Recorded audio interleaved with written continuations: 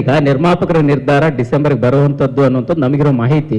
ಅದರ ಜೊತೆಗೆ ಸರ್, ಈ ಡಿಸೆಂಬರ್ ಅನ್ನುವಂಥದ್ದು ಒಂದು ಕನ್ನಡ ಚಿತ್ರೋದ್ಯಮದಲ್ಲಿ ಸಾಕಷ್ಟು ಹಿಟ್ ಆಗಿರುವಂತಹ ಸಿನಿಮಾಗಳು ರಿಲೀಸ್ ಆಗಿರುವಂಥದ್ದು ಅದೃಷ್ಟ ಅನ್ನುವಂಥದ್ದನ್ನ ಸುದೀಪ್ ಸರ್ ಎಷ್ಟು ಬಿಲೀವ್ ಮಾಡ್ತಾರೆ, ಅಂತಹ ಒಂದು ನಂಬಿಕೆ ನಿಮ್ಗಿದ್ಯಾ ಡಿಸೆಂಬರ್ ತಿಂಗಳ ಬಗ್ಗೆ ಸರ್? ಇತಿಹಾಸದಲ್ಲಿ ನೋಡಕ್ ಹೋದ್ರೆ, ಹಿಸ್ಟ್ರಿಯಲ್ಲಿ ನೋಡಕ್ ಹೋದ್ರೆ, ಅದು ಆ ಟೈಮಲ್ಲಿ ತುಂಬಾ ಸಿನಿಮಾಗಳು ತುಂಬಾ ಚೆನ್ನಾಗಿ ಓಡಿದೆ.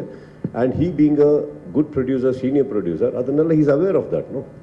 ಅದೆಲ್ಲ ಗೊತ್ತಿರೋದ್ರಿಂದ ಅವ್ರೇನ್ ಮಾಡ್ತಾರೆ, ಆ ಟೈಮ್ ಇದ್ರೆ ಬೆಟರ್ ಅನ್ಕೊಂಡು ಅಲ್ಲಿಂದ ಹಿಡಿದು 2 ತಿಂಗಳು ತಳ್ಬಿಡ್ತಾರೆ ಸಿನಿಮಾನ. ಬಂದರೆ ಆ ಒಳ್ಳೆ ಡೇಟಿಗೆ ಬರೋಣ ಬಿಡಿ, ಯಾಕೆ ಕಾಂಪ್ರಮೈಸ್ ಆಗೋದು ಅಂತ. I mean obviously no sir, it's a good time. Actually ನೀವು ನೋಡಕ್ ಹೋದ್ರೆ ವರಮಹಾಲಕ್ಷ್ಮಿ ಆ ಟೈಮಲ್ಲಿ ಅಂದ್ರೆ ಒಂದಿಷ್ಟು ಪೀರಿಯಡಲ್ಲಿ ಚೆನ್ನಾಗಿರುತ್ತೆ, ಇಲ್ಲಿಂದ ಹಿಡಿದು ಒಂದು ಇಡೀ ಜನವರಿ ತನಕ ಚೆನ್ನಾಗಿರುತ್ತೆ. It's a good time. Holidays ಜಾಸ್ತಿ ಇದೆ, mind sets of the people ಚೆನ್ನಾಗಿರುತ್ತೆ. That's it sir. ಇನ್ನೊಂದು ಪ್ರಶ್ನೆ, ಅಮ್ಮನ ಬಗ್ಗೆ ಯಾವಾಗಲೂ ಮಾತಾಡಿದಾಗ ಅದೊಂದು ಎಮೋಷನ್ನು. ಸೊ ಅಭಿಮಾನಿಗಳಿಗೋಸ್ಕರ, ಪಾತ್ರಗಳಿಗೋಸ್ಕರ ಅವರು ಇಚ್ಛೆ ಪಡುವಂಥ ಪಾತ್ರಗಳನ್ನು ಸಾಕಷ್ಟು ಮಾಡಿರ್ತೀರ ನಿಮ್ಮ ಜರ್ನಿಲಿ.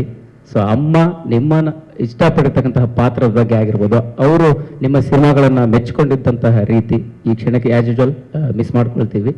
ಬಟ್ ನೋಡುವಂಥ ಆಸೆನ ಬಿಟ್ಟು ಹೋದ್ರು. ಸೊ ಅಂತಹ ಪಾತ್ರಗಳು, ಸಿನಿಮಾಗಳ ಬಗ್ಗೆ ಅವ್ರು ಇಷ್ಟಪಡ್ತಿದ್ದು ಒಂದೇ ಒಂದು ಪಾತ್ರ, ಮಗನ ಪಾತ್ರ ಸರ್.